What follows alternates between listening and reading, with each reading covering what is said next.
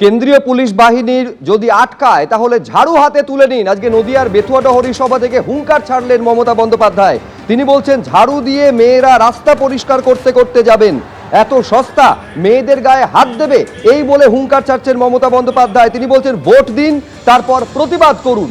কি বলেছেন দেখব।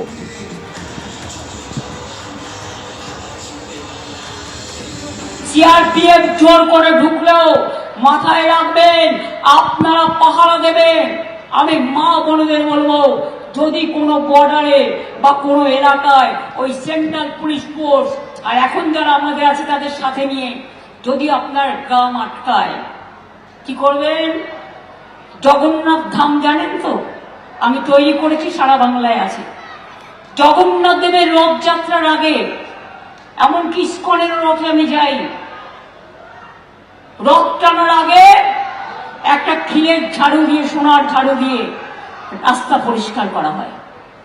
মা শীতলার হাতেও একটা ছোট্ট ঝাড়ু থাকে। যদি ভোট আটকায়, মেয়েরা একটা করে খিলের ঝাড়ু রাখুন, রাস্তা পরিষ্কার করবে। রাস্তা পরিষ্কার করতে করতে যাবে। আইটিবিটির ডিজি এসছিল, বিএসএফ এর ডিজি, তারা সব বলেছে মেয়েদেরও শরীর চেক করা হবে। এত সস্তা, মেয়েদের গায়ে হাত দিলে ভোটটা দেবেন, তারপরে যা প্রতিবাদ করার করবেন। আপনাকে গন্ডগোল পাকিয়ে দিয়ে আপনার ভোটটা নষ্ট করে দেওয়ার চেষ্টা করবে।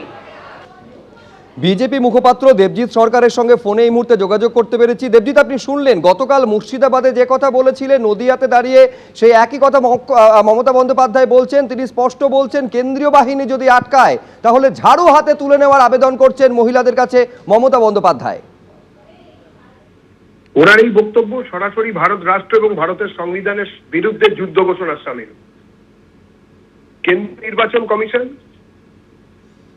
যে কারণে আধা সামরিক বাহিনীদের ডেকেছেন, সেই আধা সামরিক বাহিনী শান্তি রক্ষা করতে ব্যর্থ হলে তাই নিয়ে অনেক কথা অনেকেই বলবেন, কিন্তু শান্তি রক্ষা করার প্রথম ধাপ হচ্ছে আইডেন্টিফাই করা। অর্থাৎ আমি বা আপনি যারা ভোটার, তারা হাতে এপিক নিয়ে যিনি ঢুকছেন, তারা যদি মুখ ঢেকে, মাথা ঢেকে দেখা, মানে তাকে যাতে চিহ্নিত করা না যায় এরকম যদি কোনো পোশাকে থাকেন, তিনি ছেলে মেয়ে যেই হন না কেন, তিনি যে কোনো ধর্মের হন না কেন, তাকে আইডেন্টিফাই করার দায়িত্ব কেন্দ্রীয় বাহিনীর ওপরে আছে।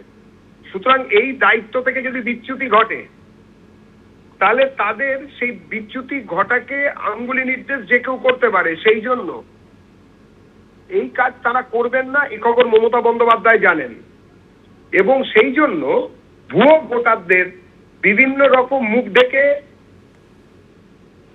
নির্বাচন কেন্দ্রে ঢোকা, তাকে নিশ্চিত করার জন্য এই ধরনের প্ররোচনামূলক কথাবার্তা মমতা বন্দ্যোপাধ্যায় বলছেন, যাতে কিনা মুখ ঢেকে যদি কেউ ঢুকতে যায়, তাকে যদি কেউ চ্যালেঞ্জ করে, তাহলে সঙ্গে সঙ্গে একটা যুদ্ধের মতন ব্যবস্থা, একটা লড়াই ঝগড়ার ব্যবস্থা করা এবং ভোটকে বানচাল করার চেষ্টা করছেন।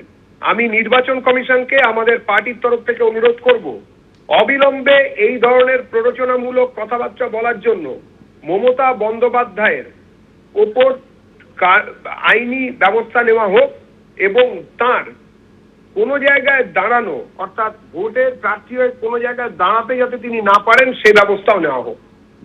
ধন্যবাদ দেবজিৎ। এবিপি আনন্দ, এগিয়ে থাকে, এগিয়ে রাখে।